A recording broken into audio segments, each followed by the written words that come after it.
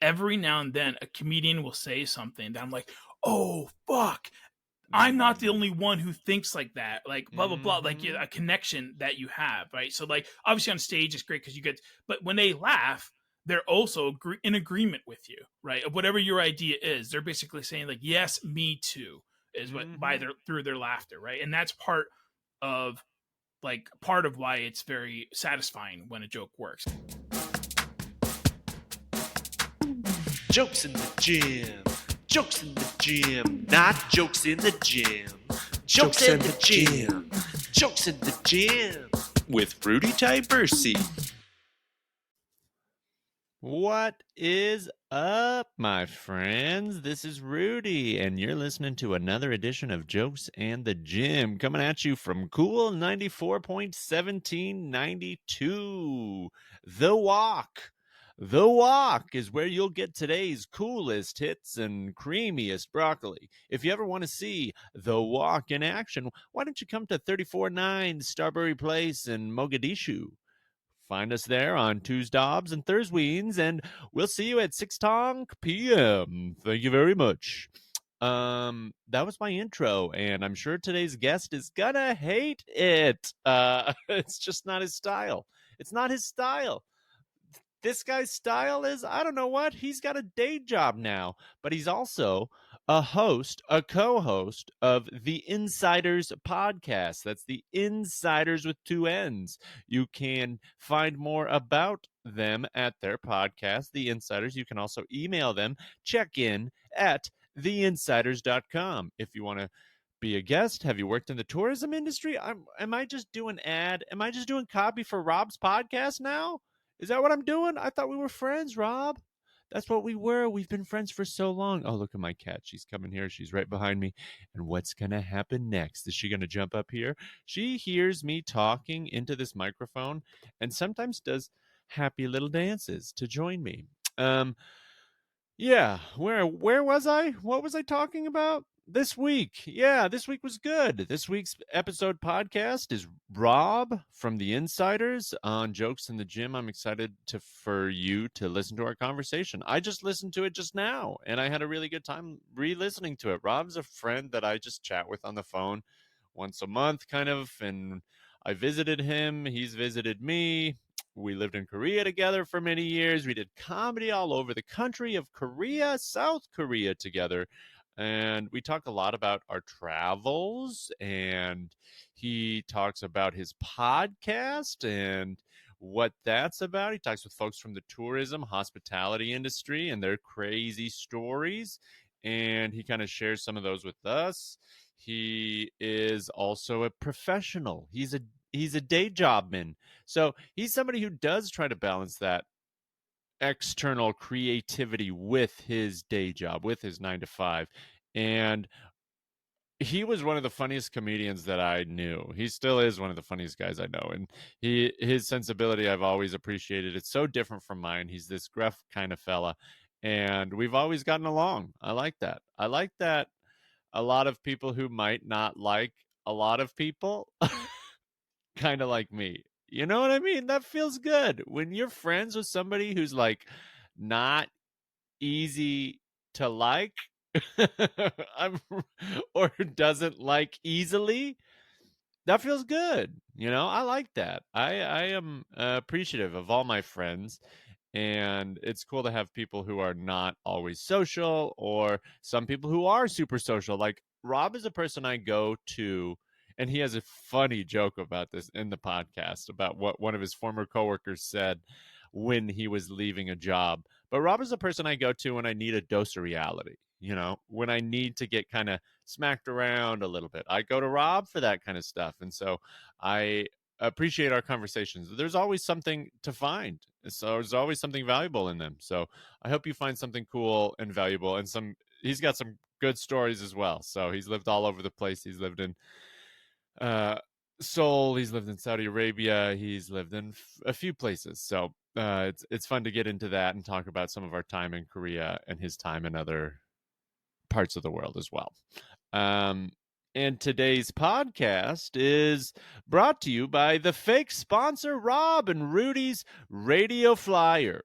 Rob and Rudy, they want to fly. They want to go. They want to get off the floor and move to the next place. With Rob and Rudy's Radio Flyer, you can do that too.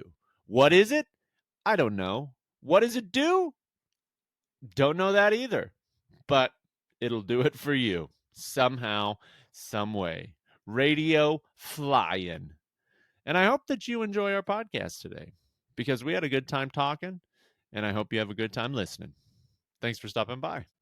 Right on. What is up, everybody? Welcome to another episode of Jokes and the Gym. I'm stoked to have my guest today. He is an old friend of mine, a good and old friend of mine. We've seen the globe together. We've been to various places. We've done comedy in different places together.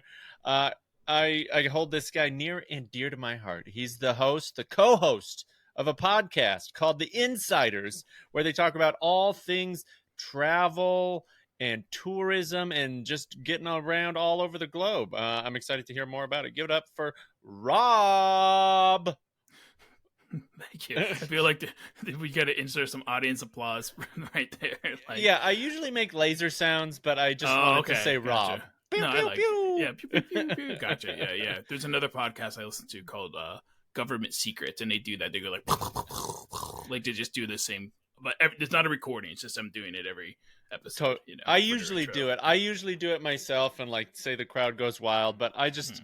You weren't carrying that vibe, Rob. You were not like, you were like, don't let people know it's me. All right. I don't want them to get too excited. Yeah. Expectation. Yeah, I know. The key to a happy life is lowered expectations. That's what a friend of mine once said. And I'm not sure that I disagree. Mm-hmm. Where do your expectations lie in general with life, Rob?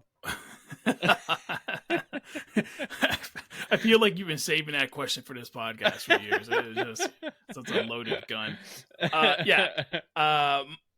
Listen, man. I'll tell you what. I'm older. I got a good. I got some years on you. And the older I get, the more content I am with life. But really, at this point, man, I'm just like, I'm not looking for the finish line, as in like I want to die anytime soon or whatever. But like, I just want to make it there comfortably. Like that's my goal for the rest of my life. It's just like the finish line is coming. I just want to be as comfortable as I can be until that happens. You want to be in hospice for the rest of your life. Yes, exactly. No, not like that. But you know what I mean? It's just like, I don't. My bar is kind of conditional. It's right above the couch. Yeah. So the Innsiders is your podcast. Tell us about the Innsiders. This is you've been going for a while now. Yeah. So the Innsiders, it's me and I'm kind of really the co-host. The host is my friend Sarah, and we've known each other for a long time. And she works in a hotel and hospitality industry. Right now she works at a boutique hotel. She's been there for a while, but she's managed and worked at a bunch of hotels over the last over a decade now.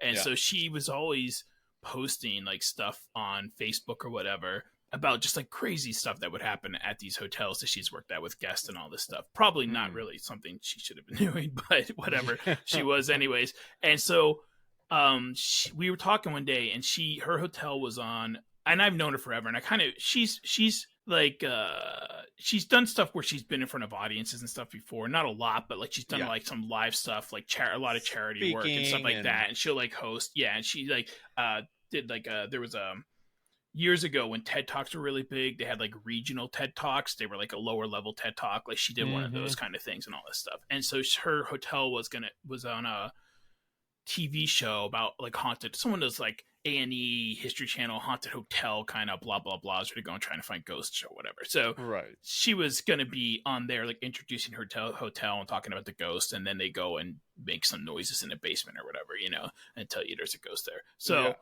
but I was talking to her about that, and I was just like, and I'm always thinking about ideas and stuff, podcast stuff. And I was like, yeah, this actually could work as a podcast. Like we get on guests and have like who work in the hotel hospitality tourism industry and just have them talk about their story. So that's what we're doing. I still like, I've had a lot of podcast ideas over the years. None of them actually made it to broadcast. This is the first one I'm really picky about like stuff that I put out or something like that. Cause I've had other creative endeavors throughout my life, and if I don't like it, I don't put it out. Like I have a lot of ideas, but a lot of them I don't make them public. Yeah, we're different in that way. I put all the shit out there. I'm like, have some more crap. Yeah, I know. I know.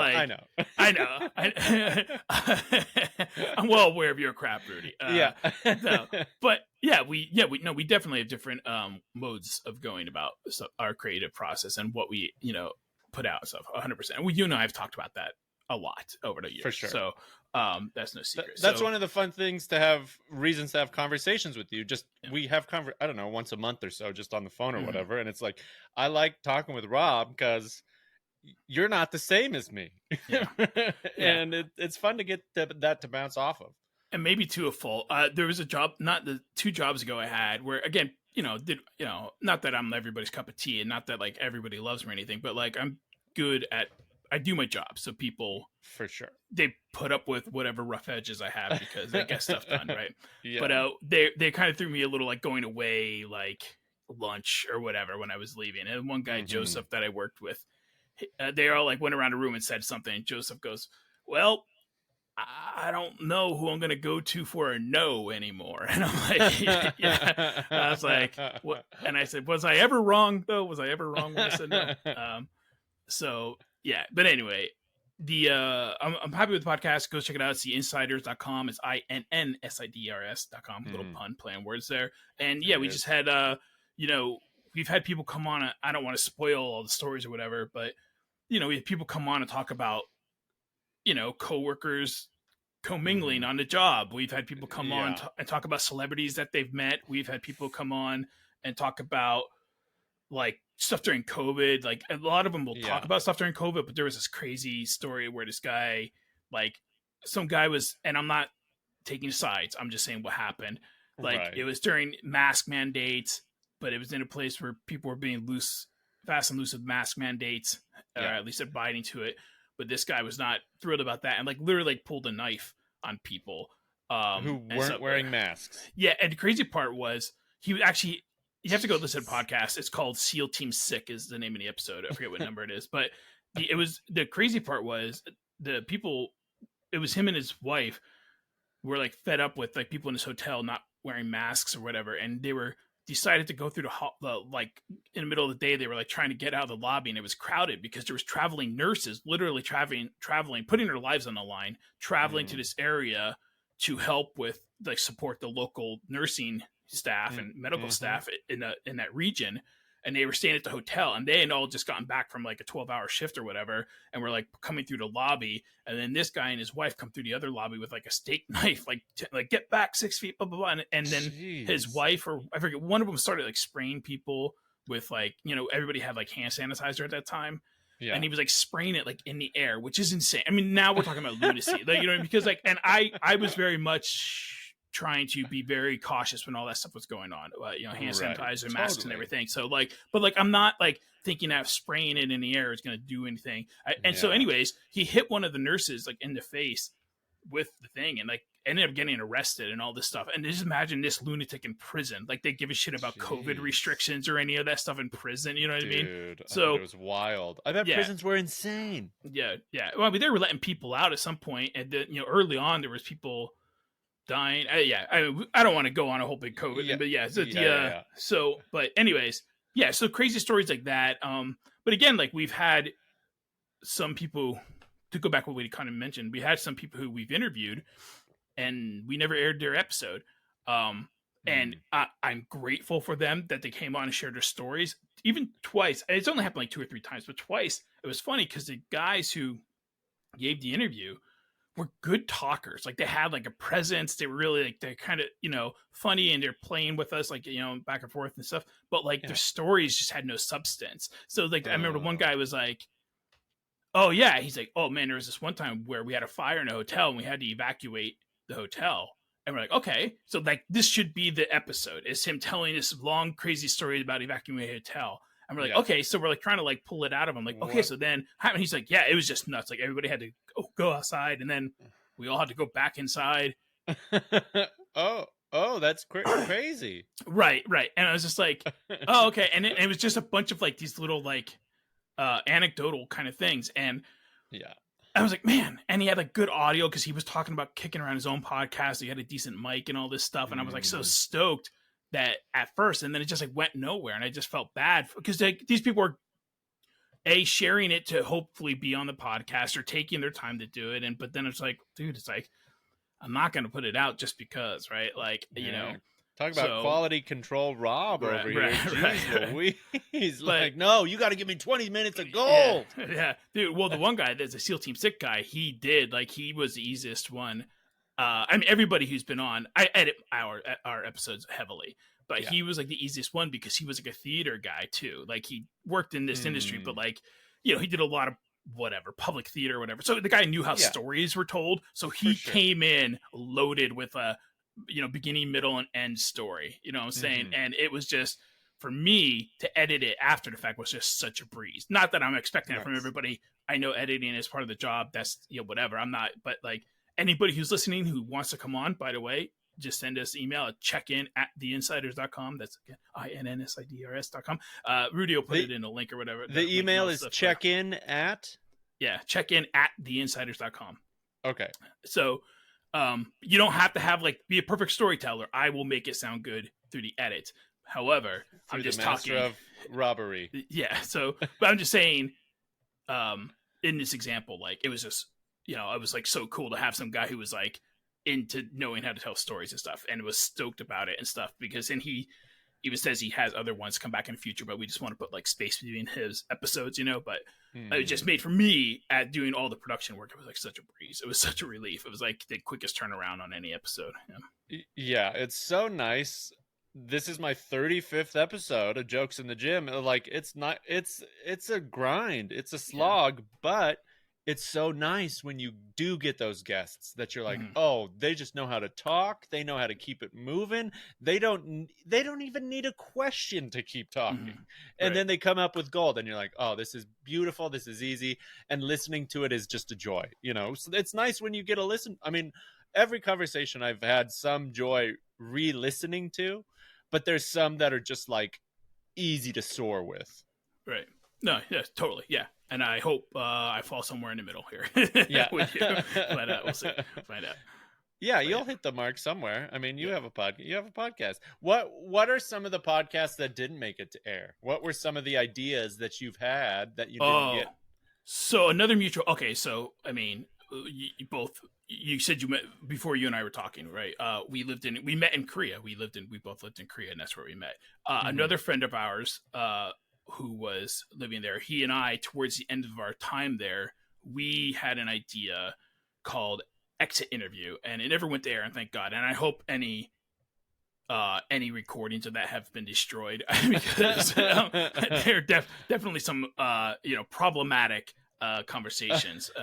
But the idea was we were going to interview expats who were living in Korea who were on their way out. So that, again, the idea was like, they could be very, like on my current podcast, Innsiders.com, you can go and check out all the episodes are there for free. We will often use like fake names for our guests because they're still in the industry and they don't want to like be so obvious about what they're doing. And even in Korea, I'm sure this was 10 years ago or whatever, but maybe not that long ago, but I'm sure we would have let them use fake names on the podcast. But the idea was that, okay, you've been in Korea for whatever amount of time, you're now leaving. Let's hear it. Like, I want your honest answers on all this stuff, your real raw like feelings about your time here and everything. And we did about 6 recordings or so, but I was editing it and he was editing it, and then I don't know, we just kind of lost interest. It wasn't a bad idea. It just the execution maybe just never got there. And then we just kind of like dropped it, a lot of things are very exciting at first, and then like the kind of honeymoon wears off, and then that was one idea, and still a good idea. Yeah, I mean, that would be awesome to talk with people from all over the world. Exit Interview, like I thought it was in my head when you were before you said the name, I thought it was Escape Plan. Was it ever that? No, I don't think so. No, okay. No. I'm sure we talked about escape plans on it, but no, it was called Exit Interview because that's like a thing, right? Like an exit interview, they do that at companies sometimes, Right. You would know that if you ever held a job. No, I'm just joking. I work now. I'm joking. I've never had an exit interview, and thank God. That'd be awful. But anyways, I did that with my last relationship. Yeah. Did you really? Really? Yeah. We did a check. I like check-ins at the end. It's like it's never been so like slash and burn that it's been like, I'm never talking to you again. It's like, no, let's figure out how to grow. Wow, that's crazy. I want to be a fly on that wall. We'll come back to put a pin in that, man. Let's come back to that one in a minute. Yeah. But another idea was I had like and I should have done something. And this is okay. So a long time ago, I was in a sketch comedy troupe, and we were very early on the internet, and we were not very good. They're still around, and they're actually much better than we were back then. Hopefully, they would be. But like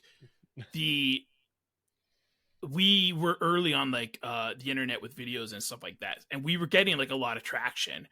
And the actually like at the time, like if you went on like Apple, like whatever it was, iTunes, I guess at the time, they had just started putting out like video podcasts, so we'd be ranked in like the top 25 comedy podcasts because like there was only 200 of them. You know what I mean, or whatever. So like I kind of wish we had kept going with that at that time. But anyways, I left that group. And then later and even a couple years later when podcasts were still not like as big as they are now, this was like 2011. I was living in Saudi Arabia with another guy who I'd met in Korea when I had met you originally, because I was in Korea twice. Right. So, and I was in Saudi Arabia working with this other guy, and I was kicking around ideas back then. So we were just going to do like, that was a really bad idea. We were going to try to like, cause you read on the internet, like if you want to start a podcast, well, you should do something that or something that you're interested in, or whatever. Like you have to have some sort of like niche kind of thing that you're going to go and tackle. Right. So we were both teaching English as a second language. That was like our thing. But he was like a funny guy, like a super witty, just conversation wit guy. And I met him through doing comedy as well, like way back in the day. And he now lives in Germany and stuff, and is married to a German woman, and his daughter is like 10 years old and doing comedy. But anyways, what? Yeah. How young can people start comedy? That's too young. Yeah, I don't know if she might be a little older, but she's young. That was 2011. She's actually might be younger than 10, because like I was with him in 2011. He was talking to the German girl online. He'd went and spent a couple years in UAE, I think, after Saudi. And I think like they were flying back and forth, and that's when she got pregnant. So that was probably 2012. So so his daughter's at most 12 years old. Yeah. And I know that she's been doing comedy for at least 2 years. So yeah, probably like she was 10. I don't know. For all I don't know the details. I have a sneaking suspicion he writes the jokes, but anyways, whatever. So hack. She's a hack. Yeah. She's a joke thief. 10-year-old joke thief. Yeah. So, anyways, yeah, we just had like an idea of like doing chit chat, but we were also trying to like integrate ESL stuff. So we're gonna like try to cover like, here's an idiom. Yeah, exactly, stuff like that. And it was just not good. And we recorded like two things, and we didn't even like have like microphones or anything. I literally was just like opening up my laptop and like hitting record. And it was just bad. But that was like my first attempt at doing one. And then I had other ideas throughout the years, but those were the two that like I actually like hit record at some point. You 3 started some of the process. Yeah. But of course you just come up with ideas on the fly all the time. Like, I was really, see, this is the problem is I don't know enough about it. Like everybody likes music, right? But like my wheelhouse has always been like punk rock music, hardcore music and stuff like that. Yeah. And like, so I've always thought like, oh, do like a show interview, blah, blah, blah. But like, I've listened to some of the shows, and those guys, like, before they have the guests on, like, they're like efficient. Like I know a lot. I know what they're talking about, but these guys like read the books. You know what I mean? And like go and be like, all right, so in chapter 7, blah blah blah, you guys were in Minneapolis in 1989. You know what I mean? And like I know, I don't know that kind of, you don't do that kind of research. Yeah, but I just don't know any topic that in depth to like do that stuff, and I'm not going to strictly for the sake of a podcast. So like, and that's how those shows work, because they do have that knowledge, and I just don't have that, so that's why I would never attempt something like that. For sure. Yeah. What was what was Saudi like, living in Saudi Arabia? I was only there for like 6 months. So what happened was 2000 a while ago, like 2008. I moved to Korea. That's when I met you. Well, we might not met until like 2009 or 10. Met on your second tour in Korea. No. Because it was definitely the first time. I knew you before I came back. Yeah. Like Okay. we might have not met till like. You knew me because an ex kept telling you about me. You were dating my friend. Yeah. And that's how I met you. Okay. And then you started doing like open mic comedy and stuff. Mm-hmm. And I think you met her through comedy too, like maybe improv or something. But I think so. And then so I was friends with her because I kind of met her through comedy stuff, and then that's how I met you. But yeah, so I met you like 2009 or 10, and then when I came back though, we started hanging out more. When I yeah. But what was the question? How's Saudi? Oh, Saudi Arabia. Yeah. So anyways, I went back home. I couldn't get a job or anything, and I lived with my parents after living abroad for like 2 years and all this crap. And then it was my friend who I met in Korea. He went to Saudi, and he was like, "Yeah, dude, I'm making money. They pay more money for obvious reasons. Like, there's only really 2 reasons to go to Saudi Arabia. You're going for Hajj if you're a Muslim, or you're going to make money." And so I was just like, yeah, screw it. Let's do this. Like, I need money. I need to pay off my student loans. I'm like not doing anything. And it was at a college, and I had wanted to work in higher ed. So this was like something to get higher ed on my resume. Right. Is Hajj a pilgrimage? Hajj is like, the big thing. Yeah, all the Muslims. Yeah. Pilgrimages to Mecca. They do every year. Gotcha. So anyways, so I was just like, yeah, man, I need money. I want to do this. It's college. I want to build my resume and all this stuff. I didn't want to be living with my parents. I was like having like a little meltdown and all this stuff.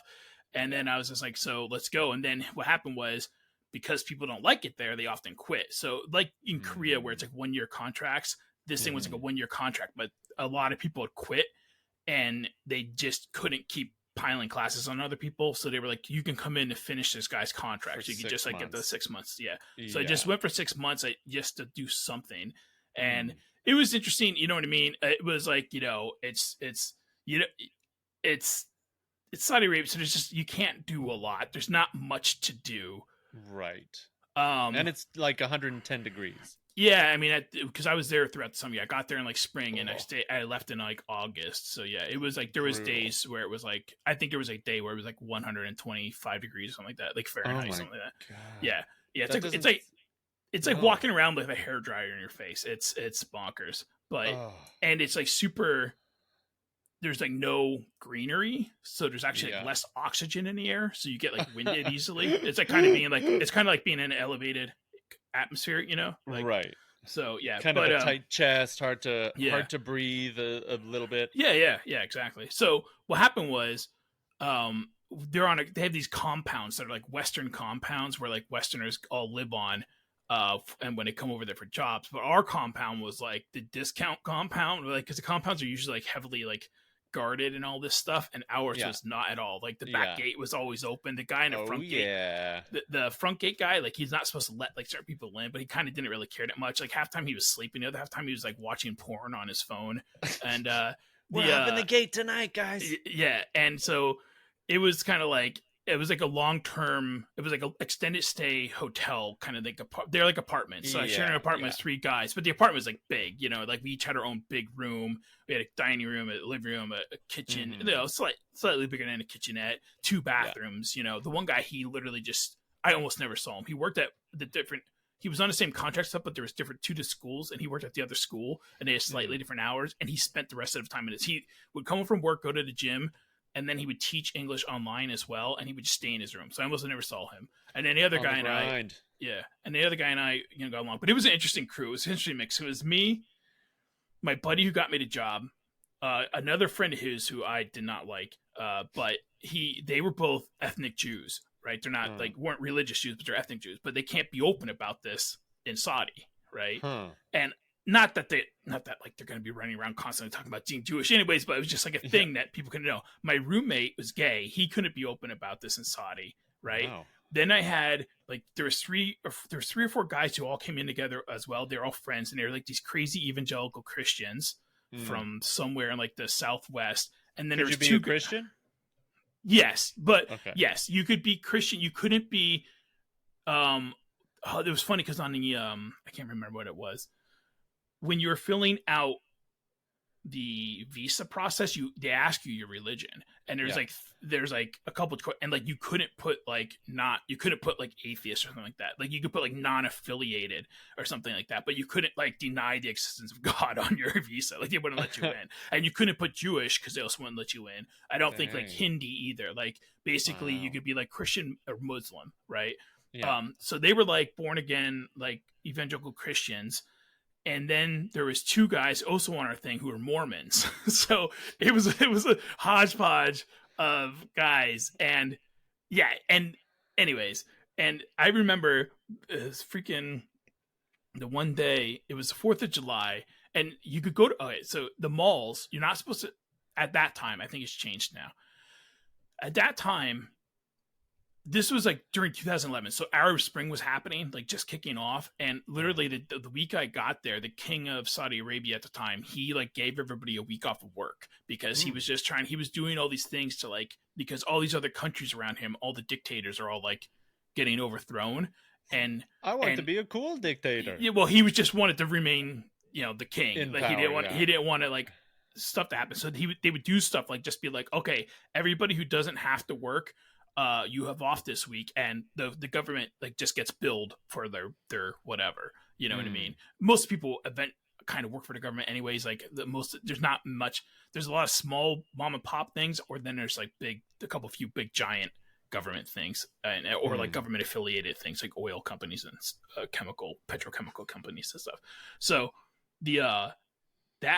so other stuff like that was happening like while we were there. Like we just randomly get like days off and paid days off and all that stuff. And then also when I was there is when it killed bin Laden, right? So and his family's from there, right? And and we got that. Yeah, they're one of the richest families in Saudi Arabia, is the bin Laden family. Gotcha. They have like their giant construction, like they get all the construction contracts for the government, for the royal family essentially. So how do people respond to the killing of bin Laden? Well, it's funny because it's funny not funny, haha, but like funny when you wake up in the morning, you get a text from the embassy telling you to like take different routes to work, like don't visit your normal places, like vary where you're hanging out for the time, foreseeable future and stuff like that. Why? Because the assumption is that like, oh, hey, I see these foreigners every day at 9 a.m. getting on this van on this street corner. Yeah. If we want to take revenge on these Westerners, well, how do we find Westerners? Oh, well, these Westerners I know where they are. Yeah, every 3 p.m. they're on this and this corner getting in his van. Jeez. You know what I mean? So like, it's all that kind of precautionary stuff. So, I remember it was 4th of July. And the Mormon guys were like, hey, it's kind of dumb, but okay, at the time you couldn't even go to like malls, right? Like how it worked was this, if I'm remembering correctly. This is so boring. I'm sorry. Should I stop this? No, I want to hear it. Let's go for it. So like at the time, like if you wanted to go to a mall, women couldn't drive or anything like that. And if they wanted to go to the mall, they had to be like chaperoned by a man.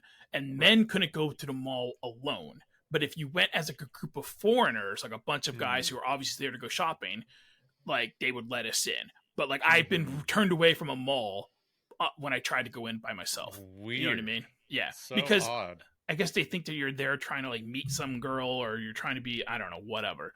But you can't come into the mall, sir. Right. So we went. Isn't going to the mall the place you're supposed to meet girls? Not Saudi Arabia though. You're not meeting girls in Saudi Arabia. Like you can't. Men and women are not allowed to talk unless they're like. So here's the crazy part. It's very hard for them. At the time, women couldn't. They were also protesting. When women weren't allowed to drive at the time, they now changed that. But women at that time, they still were not allowed to drive. And while I was there were women protesting by driving, like women who had learned to drive in other countries.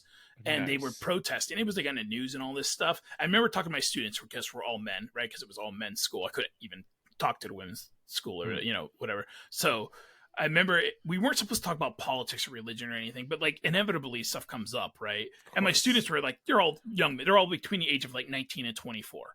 Yeah. And they're like something about the women, blah, blah, blah. And like the one guy's like, it was pretty funny. I don't necessarily agree with it, but it's funny. He's like, teacher. He goes, 2 people in this country don't have to drive. Princes and women. Who doesn't want to be treated like a prince? And I was like, you got a good point there, Mustafa or whatever, like. Yeah. But anyways, so the Mormon guy comes up to me. He's like, hey guys, it's 4th of July. It's dumb, but we're gonna go to the mall and get hot dogs. So we're like, okay, beef hot dogs, of course. So, and because there's food court there or whatever. So it's me, the 2 Mormons, the two ethnic Jewish guys, and like, I don't know. This is the start of a joke. Yeah, I know. I know. 2 Jews, 2 Mormons, and Rob walk into a mall, and then for hot dogs. Yeah, and there might have been like one of the Christian, the evangelical guys, born against, whatever, is with us. So, anyways, we're sitting in a food court, eating our hot dogs. Just whatever. It's just something to do because there's not much to do. So you go to the mall a lot. Like, you know what I mean? The internet there wasn't that great. You're back to a middle school life. Yeah, you do, because there's really not much to do. Like, you're watch a movie. Go. Yeah, to the mall. You watch a movie. You hop on the internet and you dick around on the internet. You go to the mall. Like, that's kind of it. Like, you could go for a walk. I mean, you could go to and the it's gym. 108 degrees. Yeah, you go to a gym. You would like that, Rudy. You go to gym. The gym is free. Be fun. So rock on. So there's just not much going on, and so this guy sits down at like our table in the food court, some Saudi guy, and his English is not great, but it's okay. He can kind of converse, and I'm at it's like a long table, so I'm at the far end, and I see him down there talking to the Mormons. And I don't think you ever dealt with Mormons. Most Mormons are the nicest, politest people you ever meet, right? And these guys are like that kind of. They were that guys, right? Yeah. They're super sweet, super nice guys, and super polite about everything. And I'm sitting here, and I don't know what this Saudi guy's talking to them about, whatever. But I see like the one Mormon dude, kind of getting like upset, and I'm like, this is weird because like I've never seen this guy do anything but smile, right? And so what turns out was this guy starts talking. He thinks for whatever reason that we're German. Oh. And he wants to tell us how much he loves Hitler. Oh. Right. So first of all, okay, you got the country, Germany and Hitler connection correct. Okay. But assuming that Germans in 2011 are thrilled that people around the globe still on board. Love Hitler. Yeah. Yeah. And he's just like, he's just going to be like, oh, I've been waiting forever to just the next time I meet a German, I cannot wait to tell them how much I love Hitler. And so he starts telling him how much he's loving Hitler. And he's like, first of all, we're American. We're not even German, right? We're American. Yeah. And by the way, anybody can be offended. Actually, not anybody can be. We all should be offended by Hitler, except for, I guess, this guy in Saudi. But like, we also have 2 secret Jews sitting at our table, right? Jeez, like, what I mean? To kind of like make this even worse. So like, who don't need to be Jewish to stand up against Hitler, right? Right. But they also cannot expose themselves as being Jewish in the situation, right? So like, if they start getting upset and anything slips, like, it's going to make it worse, right? Right. So the Mormon dude's arguing. He's like, blah, blah, blah. He's like, we're American. And the guy at one point goes, American, Germany, same. And it's like, no, we opposite sides of the war, buddy. Talking about, you know what I mean? Like, I know, America kind of looks like 1930s Hitler right now, or Germany right now. But I was like, it's not in that context, right? So I was just like, what is going on? And he's like, guys, just get up. We're leaving. Like, someone's having like, we're like half eaten, like whatever. He's like, we're going, blah, blah, blah. And the guy's just like, I haven't finished my schnitzel. Yeah, dude. The Saudi guy is dumbstruck though. He just stands up. And he goes, and he like, we're walking away, and he doesn't know. Like, he thinks he's still confused as to why we're upset. He thinks he's just not making himself clear with his not great English. And he goes, you don't understand. As we're walking away, he's like pleading with us. He goes, you guys, you don't understand. I love Hitler. Like, this is going on in a food court, right? In the middle of a food court on the 4th of July in Saudi Arabia. And then we just started walking around the mall, blah, blah, blah, blah. And then we saw him like a little bit later. Like, he was like on the other side of like, in the malls, like, you kind of have like an open area to look down. Like, he was like on the other side, like with his camera phone. and we're just like screw this, and we just like ducked out, just like he we don't waves wanna- at we don't- you. He has a German flag. yeah, but we just don't know why he's recording this or what's going on. You know what I mean? And like we just like ducked Weird. out and just got out of there. But yeah, so like there was like that was like an interesting thing, you know. That is weird. So what did you take from your time living there? So like how did that make your life better? I paid off my student loans. That's Hell yeah. yeah. They paid you, dude. It was nuts. Like they paid us in cash in envelopes. Like Nice. and it would be like once a month, and we had US to dollars? go. Darn. No, they paid us in Saudi Real or whatever, and which is pegged to the dollar though. And at that time, it was the most money I was ever making, which in retrospect is not that much money, but at that time, you know, because I had not really had like. I literally went for like college, and like working at warehouses and stuff like that in between college breaks and all that to like work in Korea where we weren't making all that much money to like this job, which was more than that, but still not that much money. But like it was nuts because it was like this building in the middle of the city, and we'd have to go there like once a month on like I don't know, like on some weekend or whatever, and we have to sit like on the floor and wait for this guy to show up and like one by one call us into the room. And he would literally like hand us an envelope of cash. Like we're like, I don't know. I felt like we're like on a merchant marine ships or something like that. Like getting paid like at the end of it. Like once we landed ashore, like they just gave you like a little bag of gold or whatever. And then halftime it would be off. Sack of coins. It would be like the money would be off. Then you have to argue with them about it. It God. It was bonkers. Anyways, and then I didn't want to have all this money just like sitting in my apartment. I'm gonna use that as a audio clip, and I didn't want to have all this money. Yeah, no, I didn't want to have all this money sitting just in cash in my apartment. Is what I didn't want. Okay. So like, especially because people have access to your apartment. You know what I mean? Like your boss, your management, and all that stuff has like right. You know, Somebody can walk in whenever, kind of. Yeah. And I have 2 roommates, you know, and all this stuff. So I was like hiding it in my room.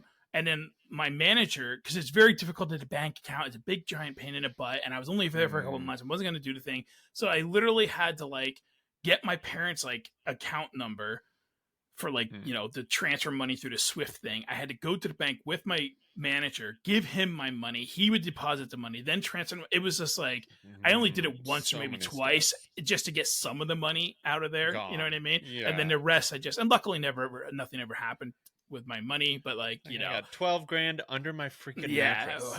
Not 12 grand, but like, a few $1,000s for sure. You know what I mean? So yeah, anyways, so that's what I got. And you were drawn back to Korea.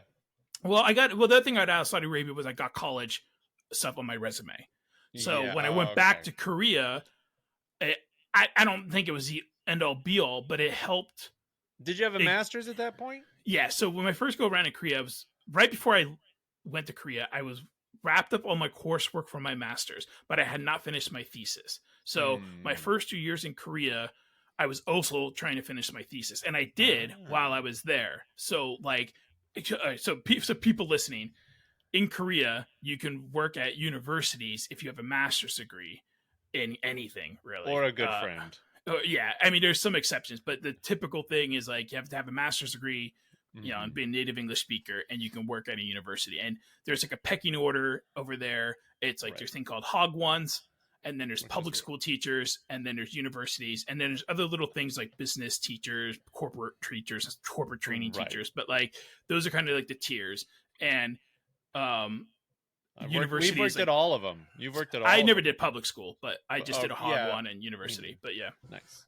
But the university is like the best one for a lot of reasons. But it was working at the university. Yeah, but a lot of time off and all that stuff. Yeah. So, anyways, that's why he was asking about why if I'm a master's or whatever. But anyways, so yeah, when I got my master's, went home, went to Saudi, went home, got a job at a university in Korea.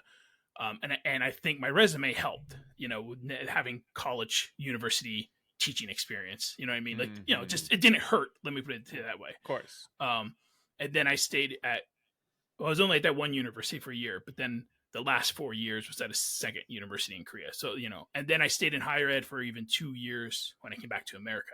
And who knows, I may go back to higher ed someday. You know. So now, you know, this is Jokes in the Gym. So where were Jokes in the midst of all of this movement for you? You went from the U.S. to Saudi, no, to Korea, to Saudi, back to Korea. Mhm. Where were the jokes for you? How did you incorporate comedy into your life, if at all? So yeah, when I first was in Korea, I got super lucky because there was two things. When I first went there, I was already doing comedy in America, and then when I first went to Korea, stand up, sketch, and sketch, yeah, mostly sketch. Wanted to focus on stand up, but sketch ate up my time. Went to Korea, and I looked up like stuff, and when I first got there, I just found like improv stuff going on. There was like 2 improv groups in the expat community, and I did start to mingle with them, and yeah. So I started mingling with them and doing stuff with them, and then and I opened up for like one of them. Like I would like kind of host and do some jokes up front and all that stuff, but I wouldn't do too much of the improv stuff. That's not my thing. And then, but I just wanted like an outlet. And then I got really lucky because this other guy had set up like a stand-up comedian thing. I don't want to start blurring out names and all this stuff, but like, so he did that. And then that's when I met a bunch of people who were trying to get into stand-up comedy or had already done it back home or whatever. And there was one guy who was a little more beyond us. I mean, that guy, I guess, Brian Alward, he's a guy, you know, and he started like a monthly, he was a part of this group, and he started like a monthly open mic. It started as an open mic, but it was monthly. It was the same time every month, blah, blah, blah. And it was like there was that. And then there was like a weekly open mic at a smaller bar, but that kind of really was the outlet there. Those are the 2 big things. And then other stuff happened. People put together small little shows over here, this and that, whatever. There was other things happening, but that became like at least like the pillar that everybody can like build everything off of. And, so then I was doing that there. Things were going well. I was getting better. Went back home. I was, I had to go up to like New York a couple times. I went to Philly a couple times and did some open mics and all that stuff. But like nothing really happened. Saudi Arabia, obviously, we're not doing anything. Had a failed podcast idea, whatever. Went back to Korea. The first year went back. And I was doing like New York and stuff. I was on the radio at one point and all this. Again, I don't know, like, actually, I guess it's been so long. I was on like Opie and Anthony and stuff. If you remember Opie and Anthony, bombed on Opie and Anthony. That was great. Was Opie and Anthony like the precursor to Kill Tony? No. Opie and Anthony was are they like different vibes. But didn't you do like a minute of comedy? It was like a couple minutes, yeah, like 3 minutes. But it was actually, yeah. It's very much like Kill Tony. Actually, now that I think about it, yes, you're right. Because there was like a panel of judges, there were comedians and an audience, and yes, you're trying to impress them all. So yes, it was actually very much like that. Actually, yeah. So fuck you, Rob. Yeah, no. But I thought you meant like an actual like, vibes. like no, not it's vibes wise. Yes, I thought you meant like an actual Kill Tony got to start there or something like that. Not and the like same, went on to do not the thing. same trickle. But right. Gotcha. Yeah. Yes.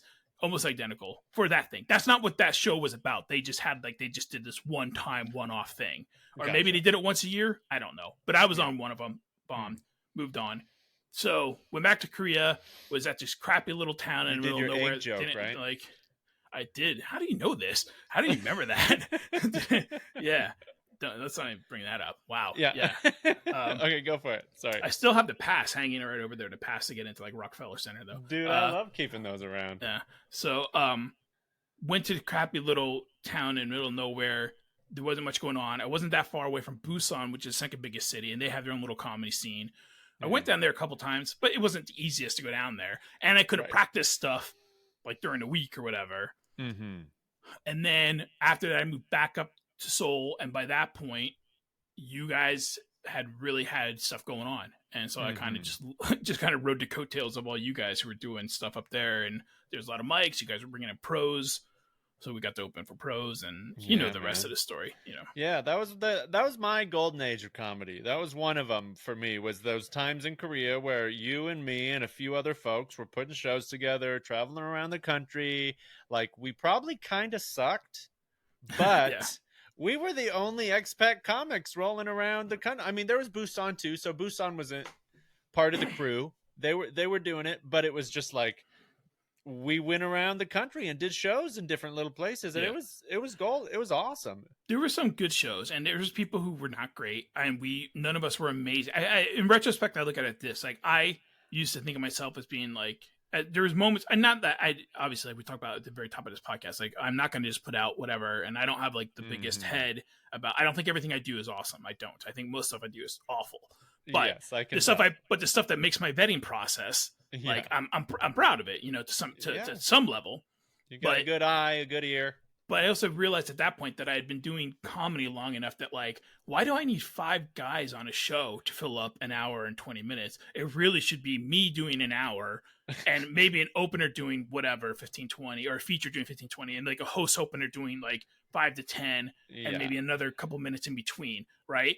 And it's like, oh, I need 5 to 6 guys on a show because I suck. Like, I don't have an hour. Well, you know what I mean? So it's 10 to 20 minutes. Most people have. If you think you have an hour, you probably have 10 to 20 minutes. Yeah, but like I'm just saying, like I knew I didn't. You know what I mean? Like so no matter how good you might have started feeling yourself at some point, it's like you got to like be like, oh, that's why because you're like, especially when you're doing like even a local shows or the away shows, but but it was still fun. I still had a blast. Yeah. And we did put on people came and people laughed. I'm not every time everything's photo whatever, but especially when we put in like the traveling shows, like because we kind of like, we would organize it and construct it to make sure that it's going to be a good show. Right. So, I mean, as far as amateur comedy goes, I mean, people came and they had a lot of fun, and it was also, we were a little spoiled because it's not like we were the only show in town, right? Like it wasn't like they weren't competing usually in Seoul, maybe, but especially when we went to the smaller little like enclaves throughout the country. There wasn't, they could do a lot of Korea stuff, but there wasn't a lot of expat stuff to do. Like there might be a few expat things going on a year. And if we were one of them, it was kind of a big deal, For sure. Yeah. But it was nice just to call up an expat bar in another little town, wherever, and then go do shows and spend the weekend there. Yeah, it was great because you got to see parts of the country I wouldn't have been to, little cities and stuff. Not that we ever really did too much stuff during the day because we were always on the move or whatever, but I had blast just going and hanging out. And you could, or hungover. Yeah, and plus you get to do like all your material that, that works because they haven't heard it before, where up in Seoul, where people are coming out every month, you can repeat a percentage, but you have to push out some newer stuff that maybe is not as polished. And where when you're on the road and these people haven't ever seen you and maybe never see you again, you could just do everything that that is 100% in your repertoire.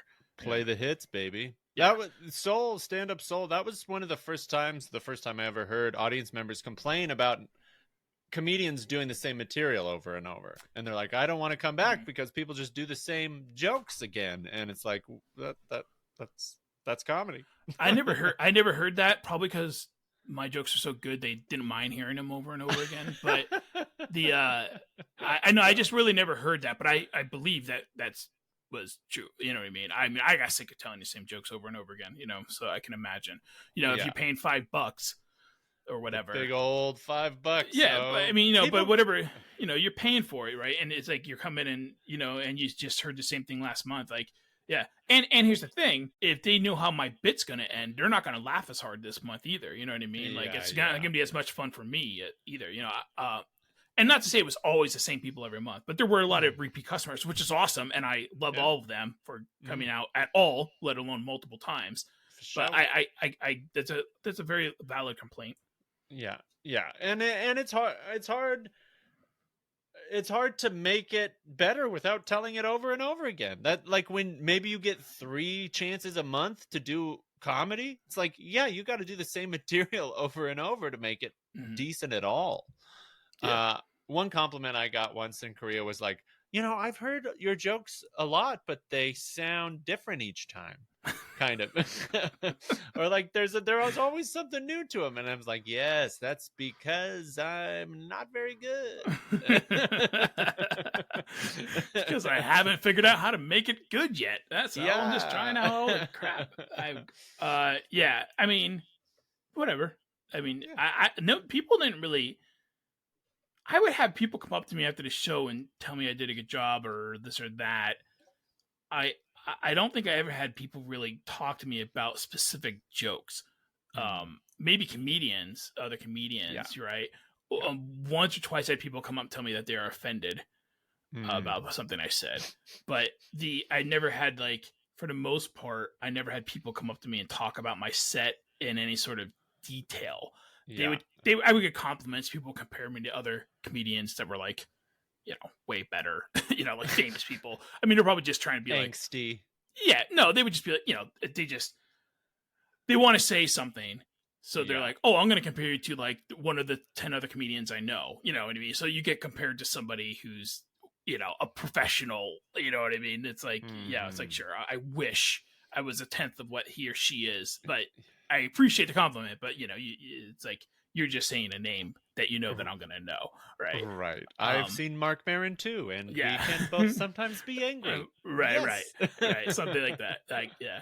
But, and I've had people come up to me and tell me that I would have people after the show be like, and I'm not trying to like, I'm not trying to like brag, and I'm not trying to like, start wars. This is all in the past, but people would be like, yeah.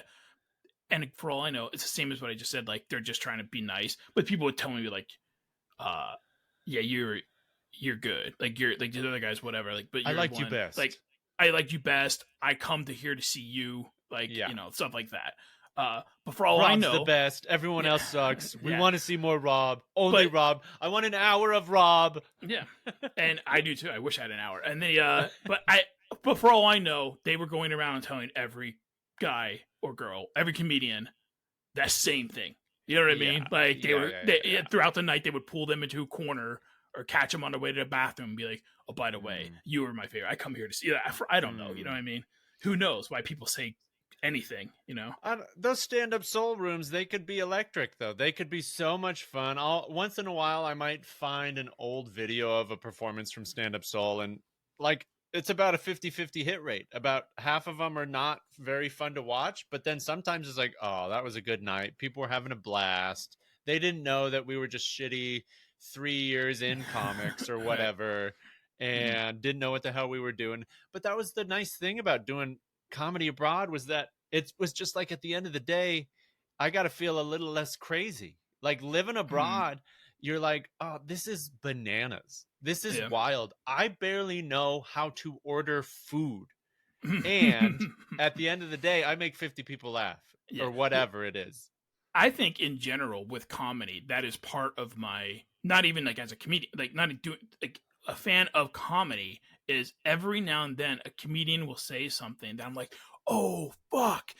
I'm not the only one who thinks like that, like blah, blah, blah, like a connection that you have, right? So like, obviously on stage it's great because you get, but when they laugh, they're also in agreement with you, right? Of whatever your idea is, they're basically saying like, yes, me too, is what through their laughter, right? And that's part of why it's very satisfying when a joke works. I mean, there's a lot of reasons why, but that's part of it. And there are times where like there are things that like, again, like I'll hear a comedian talk about something and I'm like, man, and sometimes it's like something I've been kicking around in my head, but I just couldn't put my finger on it, and they do it so well and like so succinctly, and I'm like, damn, that's what it is. That's what I've been feeling, or that's what I've been missing.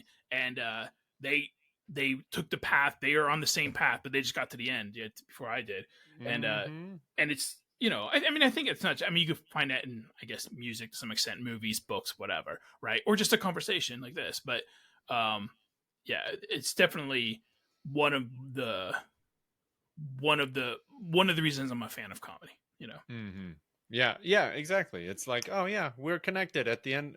You get that. We get it. There's a piece of advice: write the joke you want to hear. Write about the stuff you want to hear jokes about, you know? And it's like, okay, if you are a metalhead, write your jokes about metal, write your punk rock, write whatever the fuck you want to hear jokes be written about. And they're going to suck for the first 50 attempts or whatever. But then, I don't know, go for it until other people are like bugging you after shows. Yeah. It's a blast. And I mean, if I could talk about jokes all day, I could also talk about the gym all day. And you, I know, have gone through some like different workout videos and different styles of working out and stuff like that over the years. How do you do much these days? What's it like for old Robbie? Yeah, recently I've been working out, but I have like big swings where I'm like, I'll work out and it'll last 3 months, and then I stop for 3 years. So and I'm not even joking. That's a pretty accurate ratio. But yeah, I've been on a kick. I've lost, an embarrassing amount of weight this year. And I say embarrassing because I'm still so far, like I'm so obese that like I lost an amount of weight that most people would be like, "Oh my God, congratulations!" Yeah, but like with me, nobody even notices. Like that's how obese I am. You know what I mean? It's like you could lose a person. I could literally. It's like if I drove to your house right now, like it'd be me being able to notice the difference on the tire tread on my car. You know what I'm saying? Yeah. Like it's a millimeter of tire. Like nobody's like, it's not like I'm driving to your house and like all of a sudden you're gonna be like, oh my God, your tires are gone. It's like, no, your tires look exactly the way they looked when you left, even though you just drove 3,000 miles, Yeah. So, but yeah, I worked out today. I worked out. Hell yeah. What'd you do? What's your workout? What are your workouts looking like? I walked on a treadmill for an hour. Love it. Nice. Walking's like the best. And then I did what is it, buys, tries, and then some squats with what do you call them, kettlebell. Hell some yeah. Modified push-ups, some stomach crunches. So you're doing stuff. You're doing like stuff for your whole body, some musculation. Yeah, musculation, I guess. Yeah, we'll call that. Yeah. Stuff like that. Yeah. Nothing. I mean, I just have stuff in my basement, I don't go to the gym or anything. I mean, basement is, I do a lot of stuff just outside, just with my little bits here and there. It feels great. Like, you don't have to go to a whole friggin' workout. Just do 10 minutes, do 20 minutes, do whatever you got. Not that I'm like, but obviously, based on what I just said, I'm no expert on physical fitness. But like, unless you, going to the gym has a couple benefits. Obviously, all the stuff is there. And you can do different things. And if you don't have a treadmill or something like that, like, that's where it's at. And some people just like the whole act of going to the gym is part of it, right? But like, really, unless you're intent on getting like muscle bound buff, you could probably be extremely physical fit with just doing body weight workouts, right? Like if you just did intense body weight workouts, you don't really need to lift a weight ever, so as long as there's some kind of strength program in there, like body weight, muscle building, strength training program for sure. I think the best bang for your buck is some kind of strength training, some kind of resistance training, whether that be weights or body weight or whatever. But the more muscle we have, the longer we tend to live. People's muscles as they get older tend to deteriorate. And if you're working out, if you're eating protein, moving on, and you said you got a few years on me, so you got to worry about this stuff, Rob. Yeah. Oh man, trust me, it that is part of the reason. It's like, being out of shape at any point in your life is not fun, but when you start to get a little older, man, it makes like I feel everything. Like I remember being a kid and whatever, just something hurts, whatever, and your mom's like, give me a Tylenol. I was like, this isn't doing anything. Like I wouldn't say that, but by the time I'm like, this doesn't do shit. Or like I remember hearing adults, like when I was a kid, talking about like drinking and having like a bloated face, or talking about like, eating too much salt and like their rings would get tight around their fingers. Like, you guys are fucking insane. Like I eat salt all the time, whatever. But now that I'm old, I'm like, oh, like if I have pizza and beer tonight, I wake up, I look like I was stung by a bee. It's insane. I'm just like, what is going on? Like, I can feel stuff, I get like when I fly in airplanes, I feel like the blood like in my guy starts pooling in my legs, like all that stuff that like I was like, when people talked about it, I was like, that's nuts. Driving at night is like more difficult. You know what I mean? Like I remember people saying that too, but I'm like, if it's at nighttime and raining, forget it. Like I'm just like, I plan, like I'm like, I'll do it if I have to, but like if I got to take a trip, like I'm like, dude, I got to get there before it gets darker because it's gonna be raining. I don't want to crash my car. You know what I mean? Like and I'm not that old, but I'm sure my health isn't helping any of those symptoms either. But yeah, so and here's another thing about like noticing things, like getting older, and I just know like other things, like inputs into your body, like I actually can identify them and notice them. And it's just kind of course I would get aggravated by this. You're going to be like, this is the most obvious signal, but I didn't work out yesterday. Yes. All right. It was yesterday, was Sunday. And it was the first time I hadn't worked out in like 5 days and I felt like crap. And I'm thinking it is in part because I didn't work out, right? Because I'm feeling much better today, and I worked out today. There you go. And that's very obvious. Like, I've always known, like, I felt better after I worked out, but when I stopped working out, I never felt bad. You know what I mean? I always just felt like whatever. Like, it's like if I went and worked out, I felt good for a little bit after I worked out. But like, you know, I told you, like, 3 months on, 3 years off. In those 3 years, I never felt bad because I didn't work out. But like it's like I take 1 day off and I feel like crap. And I'm like, if it's because of exercise, that means I'm going to have to do this every damn day to feel even the slightest bit good about myself. And I don't want to do this every day. I hate doing this. But like, you're probably like, yeah, well, that's the best thing ever, because like obviously that's your body telling you that you should be exercising. But in my head, I'm like, I should stop now before this becomes a thing that I need to do. Because the last thing I want is one more thing that I need to do. You know?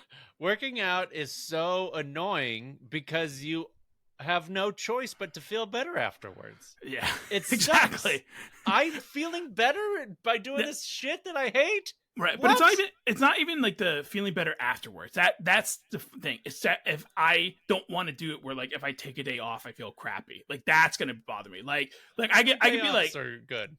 Yeah, that's just like, that's more what I'm worried about, where it's like becomes like a thing where it's like, in order for me to feel even the slightest bit, I don't know, content, I'm gonna or non like agitated, or, you know, like I'm gonna have to work out. And it's like, God damn it, now I'm gonna be one of those people who has to work out. I saw some tweet a while ago, or some like retweet. I'm not on Twitter, but you know, I was on social media and they read whatever, and it was some guy talking about, like, the thing was about, like, I woke up at like 5 a.m. I went for a jog. I came home and took a shower before anybody's awake. I made the kids breakfast and packed their lunches, and now I'm starting to marinate some steaks, and I feel amazing. God damn those people who said this is actually true. You know what I mean? Like all those people, like, all those like, you know, aspirational porn people that've been saying that. And he's like, God damn it. He's like, I did it 1 day, and he's like, I feel amazing. And he's bitter. Right. He's bitter about it. And I'm like, I get that. You know? Yeah. It sucks. I mean, I love it, but so many people hate it. They're like, oh God, I hate feeling better. I hate the fact that I can do something and feel better. Yeah. And that's like the stupid thing.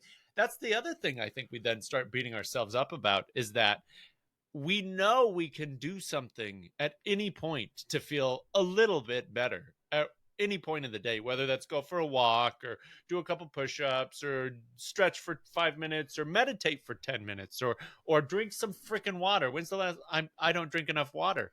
But it's like, there's all these things that are so freaking simple that just put me in a better place than I would have been had I not done them. Yeah. And I usually do them, but sometimes I don't. What you drinking like these days? Dude, I just had 2 beers at a baseball game. Shout out to baseball games. Best pastime in Korea, and I guess America likes it too. But we got drink tickets. There was a couple, so I had 2 beers, and those were my first beers in 6 weeks. Yeah. I think I've had like 8 drinks this year, so like about once a month. It's my default is not drinking, and I'm surprised. I never really thought I was going to get here, but it just feels better because I don't feel like ass goblins in the morning. Yeah, I'm very close to what you just said. At the beginning of the year went on like a try to not drink, and I went for a minute, and then I slipped back into it a bit. But then even when I slipped back into it, I wouldn't go like necessarily as much as frequently. But then I decided, because, you know, I was trying to lose weight and all this stuff, and that's a big thing, right? So I was like, well, let me stop. So the 4th of July, it was like day off, 4th of July or whatever, and I had some, you know, hot dogs and beer and Hitler, and I don't know. But the 4th of July, I was like, oh, I'll drink whatever. And then I was like, well, I'm not going to drink. And then I was like, I don't really have a reason to drink until I'm hanging out, like, because again, I don't know how much of a social life these days, but I'm going to a concert like at the end of next month, like September. So I was like, I'm going to try to hold off until then. And then the other day, last weekend, I hadn't drank since 4th of July. And now we're at the end of August, or middle, it's like the 19th of August, right? So that's still over a month that I hadn't had a drink, almost 6 weeks or whatever. And then I was thinking, this is so dumb. I was like, I parked in a liquor store parking lot to go get a sandwich at a restaurant that's like right next to it. But then I had to wait for the sandwich to get made. So I was like, well, I'll go in the liquor store because I want to see if they have Asahi. Remember Asahi beer, the Japanese beer? So solid beer. Yeah, love that beer. And I introduced it to one of my friends last year, and he liked it. So I was like, oh, I'm gonna see if they have it here. So then, like, I know I can get it here because I didn't. It's the closest place to my house, and last year I had to go out to middle of nowhere kind of thing. So I walked in and they had it, and I was like, I'll just buy it now. I'll put it in my fridge, and when I go to see him in a couple months, I'll have it. And then I was like, well, I'll have one tonight. So then I had like 4 beers last weekend or whatever, and I felt awful. Like I felt bad. bloated. I felt lousy. I didn't get drunk even. And I thought like after 6 weeks of not drinking, I would be drunk. Nope. Right. And I was just like, after the 4th one, I was like, if I want to get drunk, I got to keep going. But like, this stinks. I like, even the last one, I don't, there was still like a little bit left and I just dumped it. I was like, that was so stupid. Such a waste. So again, like end of next month, and actually like almost exactly 1 month from now, I'm going to hang out with friends in another city and stuff. So like, I might drink that weekend, but like, I don't plan. And then the next time I plan on it is honestly, going the first week of December. I'm going to visit another friend down in North Carolina, and like that week. But like, so basically until the end of the year, I have like 2 more drinks, maybe 3 if I do something around New Year's, Yeah. So, But yeah, dude. I mean, I was kind of the same way. I had 2 beers at the ball game, and the next day I didn't feel horrible, but I didn't feel good. Yeah. I didn't work out that day because the night before I had 2 drinks, and I was like, I don't have the energy to get up and do it. I'll just do a couple little things around here and blah, blah, blah. And so I was like, I'm so glad that that's not my everyday. Because that was our everyday. Every night, 2 to 5 or more drinks, going to mics and shows and all of that. And you could bounce back for a while, like in your 20s and maybe even 30s, you can get away with it for a while. But now that I'm north of 40, it's like, no, thank you. I do not want to feel like shit. It was off. It's not fun. Yeah. And I used to be hungover constantly all weekends. Yeah. Like that was the whole weekend, half the weekend. And then you got drunk to cover up the hangover. Yeah, I know. It was nuts. Like I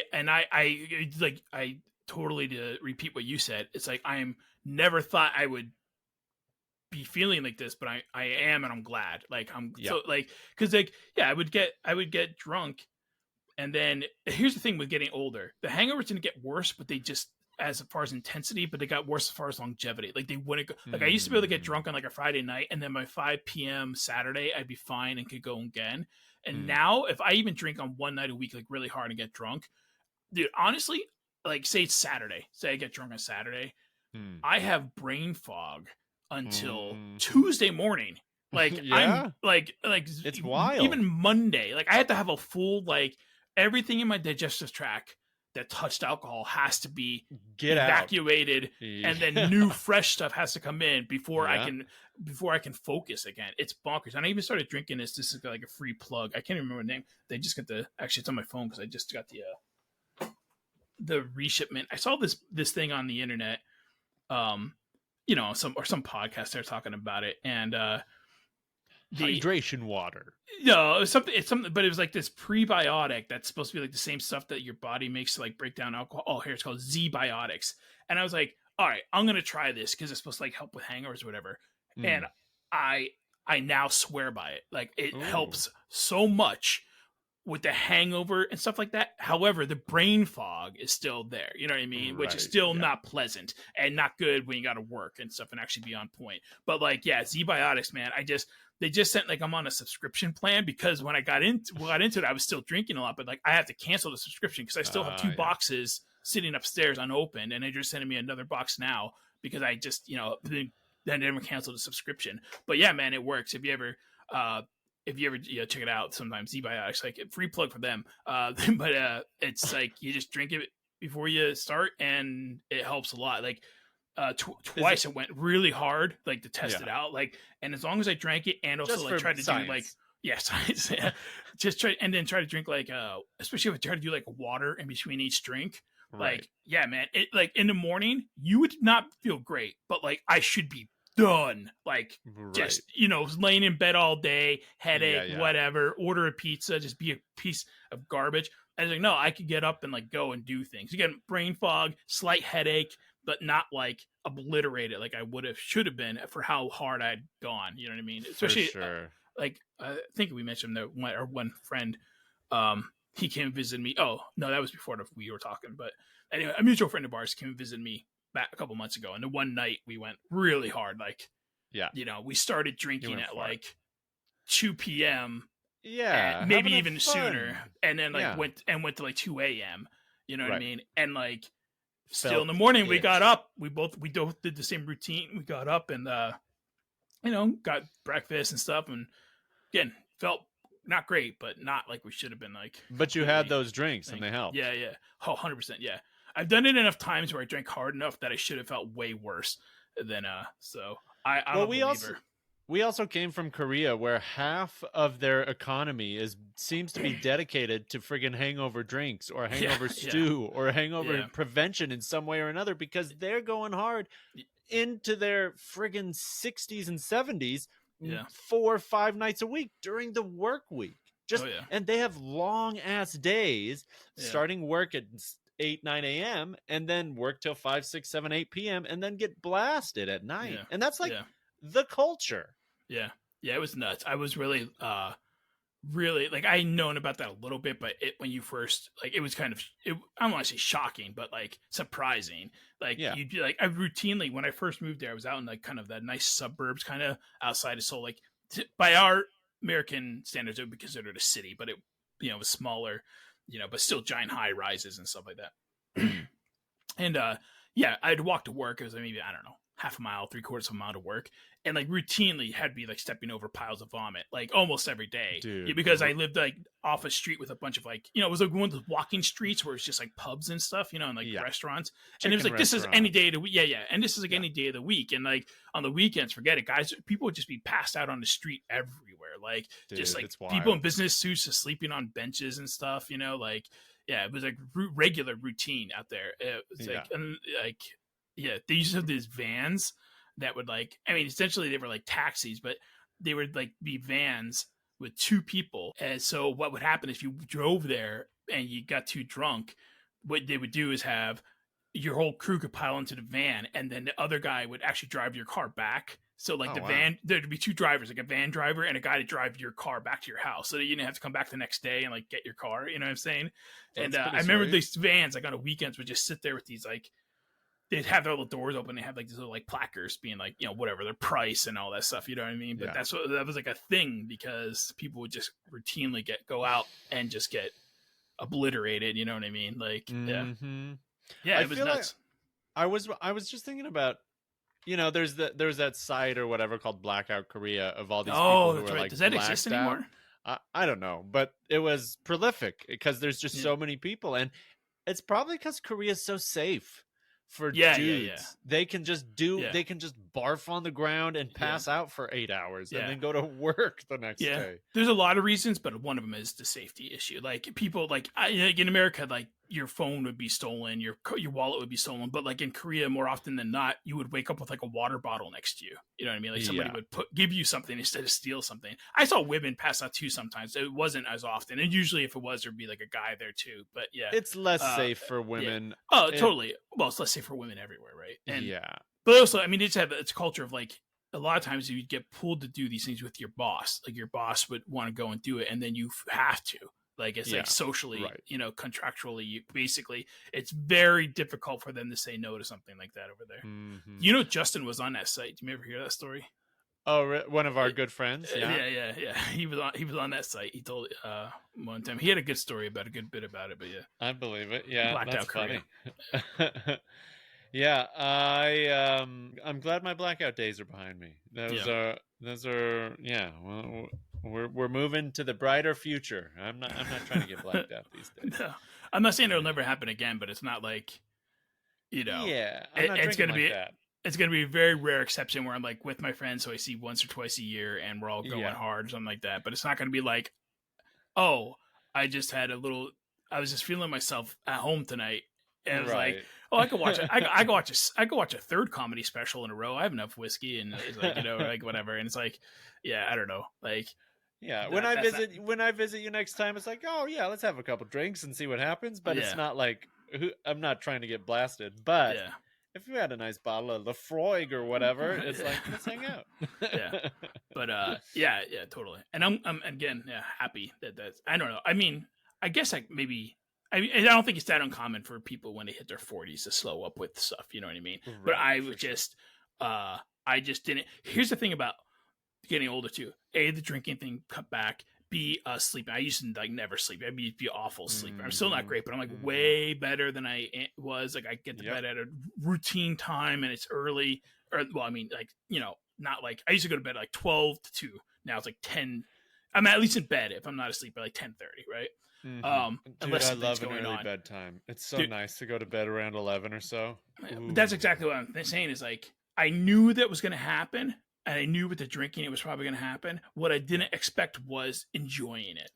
Yeah. Like, you know what I mean? Like, I'm like, now I look forward to going to bed. Like there's times, I only have one bathroom upstairs and there's times where it's like 9:30 and I got to go to the bathroom and I'm like, may as well turn off the lights because I'm not coming back downstairs for another 30-40 minutes on the couch. Like I may as well just get into bed now. You know what I mean? Like who cares? Like what's the point of coming back down? And because there's no reason for me to try to stay awake. Like I can watch whatever I'm watching tomorrow, or I could just turn on my computer in my bedroom. You know, like So yeah, dude. Yes, that's the unexpected part was the looking forward to it or enjoying not drinking or enjoying sleeping better. You know, preach the gospel of early bedtimes, Rob. I love it. Oh yeah, I wish I'd have gotten into it way earlier. I just don't know if I could have. Like I just not like I didn't want to sleep. I just didn't. Like I just didn't sleep well. I never have, and I still am not great. But like I just never, and I never felt the need to really like But now it's like, yeah, let's do this. Let's get some shut eye. Like it's okay. On that kind of in that same vein of question, as far as like, what kind of stuff do you wish that earlier comedy Rob would have kept doing? Because I know you're not as into comedy now as you once were. Like, what kind of stuff do you wish younger Rob would have done or known or implemented in order to like get more out of it? Right. Well, I think a lot of it is like you kind of nailed it, is that I'm not as into it now. And I think so, like everybody's comedy career goal, whatever, is a little different, but people, generally it's difficult and you get better along the way. And it's like when you start, a lot of times you don't realize how bad you are. You're not great. People are better, but you're kind of like, you're doing it, you're digging it, and you're kind of moving in whatever. The whole thing is all new, whatever. And then like, as you start to get better yourself, not everybody does, but as you start to get better yourself, then you look back at your old stuff and you're like, oh man, like I can't believe whatever. Right. So like not all of it, but a lot of it. So, I just like I mentioned, like I didn't have an hour or whatever, so I've never been very prolific, and I also don't put out just whatever. Like I don't just say everything like. I'll test stuff at open mics, but like if it's not going, I'm not gonna just do it just because it's a new thing, right? Yeah. So towards the I'm very happy with the stuff I was doing like the last 3 years in Korea, let's say. You know what I mean? Like I was very content with that stuff. I thought it was good. It worked. The stuff that I was doing towards the end, I had stuff that consistently worked in basically every room. So like I was when I think back on my life or whatever, especially with comedy, I just wonder if I'd just gone for it at certain times. So like a lot of guys who are they're not like household names, but if you're into comedy, they're like that second tier. They're like right below, stuff. Those were the guys who were going and moving to New York when I should have. Like when I came back from Korea originally in 2010, it was the very end of 2010. I was doing some open mics in Korea in New York. And I did try to get jobs there. Like it wasn't like I didn't want to, I just couldn't get footing, and I wasn't necessarily willing to like, because I wasn't gonna like, I didn't have a trust fund, and I wasn't gonna work. I'm not made out to be like a waiter. You know what I mean? And at that point, I'd already had my master's degree. You know what I mean? So like, but I do wonder, like, had I just gotten a job in New York, whatever it was, just a basic salary job in New York. And gone there and just like hammered it out, like how much I would have grown, how much I would have caught the right wave of guys to come up with, and all that stuff.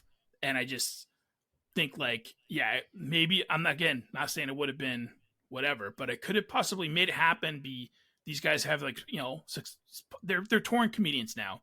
They have a podcast that gets, you know, 60,000 views an episode on YouTube, probably more on every other platform. So say 100,000 views total per episode.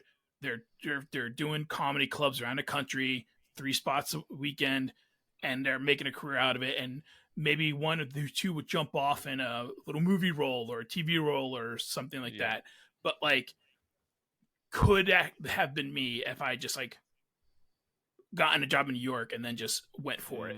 Or even when I moved back from Korea, which is now like 7 years ago, had I then done that same thing in New York or LA, would have worked out.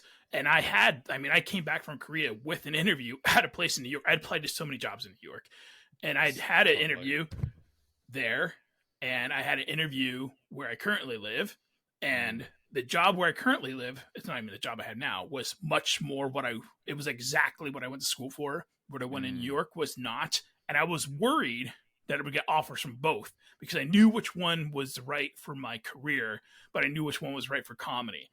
Now, fortunately or not, the one in New York did not offer me a job, and I ended up where I was now, and things have worked out. But career-wise, but comedy-wise, they have not. You know, so, and part of my podcast is now like my comedy outlet, and I love the podcast, and I want to do nothing more than a podcast. That's, by the way, that's Innsiders.com. That's INNSIDERS. 2 N's. We're looking for guests and audiences, and you can do both. If you have ever worked in a hotel, hospitality, tourism industry, come on out, check in at Innsiders.com. Email us and let us know what you got. But anyway, sorry, I'm losing my voice here. I just think about that a lot. Like if I just kept going for it, where would I be? Where like the Are You Garbage guys are, or like an Ian Fidance kind of guy, or that kind of tier comedian. And I don't know. I mean, it could have went. It could have just all fell apart or whatever. But you know, in stiff competition. But I felt at that point I was around long enough. I'm not very good like socially, but like a group of people who I can socialize with is comedians. Like the vibe checks out. You know what I mean? Right. So like you give the appropriate amount of shit. Yeah. So I could have networked stuff, and it's like if you're going to network with it, it's like there's a few places you want to be, and it's like basically New York and LA. You could argue Austin, Chicago, and we know a guy who we did comedy with in Korea who blew up in Austin. You know what I mean? Yeah. Sure. He's now on some of the biggest things you've ever seen and opened up for some of the biggest comedians you've ever heard of. And he used to do open mics with us. Or actually, I guess he did some showcases with us too in Korea not that long ago. You're talking about Hans, right? Yeah. Yeah. So, yeah, I guess we could say names. Yeah, I don't know. But like, he's freaking huge. Yeah. So like, I mean, it happens, or, a lot. Actually, dude, we should do this. The audience will love this game. How many people we know that have gotten like within entertainment who like got big that we used to do mics with, who've done like pretty wild stuff. Like Lebo has a Netflix show. You know what I mean? It's going into its second season. You know what I mean? What is it called? What's it? It's from South Africa. Yeah, Savage Beauty. Savage Beauty. Check out Savage Beauty. Oh, I should see if Lebo wants to be on. I love Lebo. He's great. He honestly, I mean, you want to see anybody that succeed, but like there's also you have in your head people that you'd rather succeed. You know what I mean? And like Lebo was on my list of like he was good. He was all around good and just a good guy. But like his performances are good. I used to go and watch him do like spoken word stuff, and that stuff was also good, like stellar. You know what I mean? He just has immaculate vibes, as they say. Lebogong was so fun to hang out with and watch do comedy. And just like from the first time I watched him perform, he was so comfortable on stage and has such a great storytelling vibe. So it doesn't surprise me that he's in TV. Yeah. And there's plenty of people that we know who like I think could make it too, who haven't. I'm not saying they're not doing stuff, but like, they're not Netflix shows, But like Wasim was on Just for Laughs. Oh, was he? Like 2 years ago. He was just for Last Fresh Faces like 2 years ago. Nice. I mean, Wilford was in some TV show. Wilford was on I remember laying on my couch watching something, and like a Microsoft commercial was on as Wilford. I was like, that's weird. I was like, Wilford's on my TV.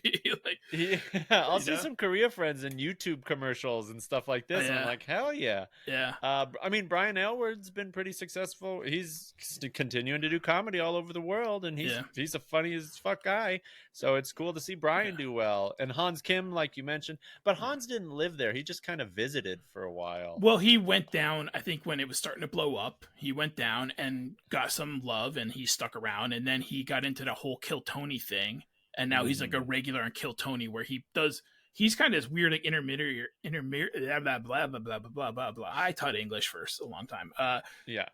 But he, like, I don't know the whole Kill Tony. I don't watch it really that much, but like they have audience, they have like comedians who come out and do it a little bit, and they have judges. And I think Hans has done both. Like, I think he's been on the dais, and also he routinely, like, my understanding is a bunch of comedians show up and they sit in a room, and then they pull your name out of a hat. And you don't know if you're going to go up or whatever. But like Hans is like more of a special guest, where like he knows, like they bring him on in the middle to kind of like, they know he's going to do a good job or whatever. So like, but he's talking about, he was opening up for Joe Rogan. Dude. Had to clarify. And Dave Dave Chappelle dropped in. So he's like basically opened up for Dave Chappelle and Joe Rogan in one night. It's like, come on, and then but he's like someone who was always working hard. He did the grind. He lived out of a van. He moved to New York. He traveled to Austin. He kept writing jokes, and he was ready when his name was drawn, because I think that was the first time he was drawn. I don't know. Yeah, I think the first time at Kill Tony, at least, he was drawn out of the hat, and they whatever, he clicked with them, and they kept, and they stuck around. So it's great to see. Yeah, no, man, I'm stoked. I mean, Daniel was in a lot of stuff, including one of the biggest Netflix shows to ever be. He was another guy we did stuff with. Wilford was in some TV things and some movies. Or I saw him; he was in small stuff, but still, so cool. There's a couple others. There's got to be one or two others that also like actually like stuff that people would know if we mentioned. I can't remember. I don't think there's a lot of that. I'm still waiting for the first of us to get. I mean, Hans counts but doesn't count, because nobody from Korea who like expats from Korea have gotten the national cred anywhere that I know of yet. Like Jeff hasn't been on Conan or whatever. You mean like Hans hasn't gotten the cred, or you mean he wasn't like a regular in Korea? He wasn't a regular in Korea. No, I called him like this. I called like the guys like him, like they were like kind of like summer internships, you know what I mean? Like so, and by this, so people listening now are like, what's going on? What are you talking about? So there's a lot of Korean Americans or Korean Australians or whatever, people of Korean descent who live in different countries, and they'll come to Korea for a little bit for like their summer break. They either have family there, usually they have family there, and they'll come and just hang out, and they're doing comedy wherever they're at, and then they're like, oh well, I'm gonna do comedy here if there's a scene, and turns out there's a scene. So like, they would come and just hang out for maybe 2-3 months. Sometimes they would take like a break from something else, like a gap year, and hang out for a year and do comedy with us. And Hans was one of those people. So he wasn't there very long, but I think that's one of an important takeaway people can have from our conversation, is just the fact that like you can do comedy almost anywhere. You go to somewhere else in the world that has an English speaking community of some sort, or any city with more than 500,000 people, I bet you're going to find some expats there who've put together an open mic night.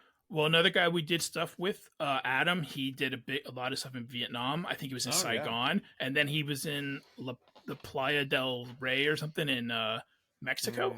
And I think he actually, have you kept up with him? He was on the podcast, right? He was on. I got to listen to the episode. Sorry, I'm behind. Whatever, Rob. But I think he like jumps back and forth, right? He goes back to Vietnam, between Vietnam and Mexico, like all the time. He does some traveling in his yearly life, and he has a few different kind of groups and organizations that he's a part of and he works with that kind of get him jobs in different places. And it's like, ooh, that sounds fun too. I'd like to get a couple gigs that can sustain me, so I can have a bit more freedom moving forward. I just haven't figured that that part out yet. But yeah, I just heard about another comedian who, I was listening to a podcast, and he's one of those guys who's like been around forever, had a bunch of like TV shows that lasted a season and stuff like that. But he he was going to Bangkok, and I knew there was stuff going on in Bangkok, but apparently it's more established now. Like it's a pretty regular thing going. Like they got a regular scene going on in Bangkok. And of course, there was always stuff going on in Shanghai and Beijing. There was stuff going on in Taiwan. Taiwan's still going. They have a club there now, like an actual club. Nice. Yeah, like that. It was a 2-3 comedy. The one guy, Sam Yarbs, he was there. I forget. I think he came to Korea once or twice. I think so. I did 2 shows with him. Me and Jeff did a tour, two city tour. Taiwan's not a very big place.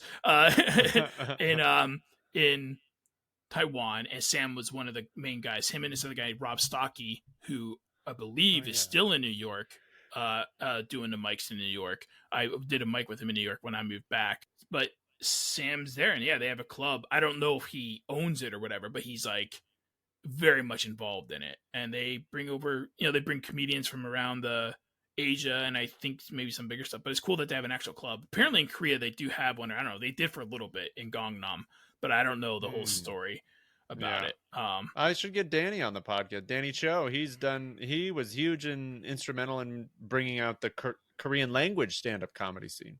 Yeah. So that's super cool. Yeah, but man, if you're listening, you're part of the jokes thing. Like, you could do stuff. I mean, I've done a bunch of places.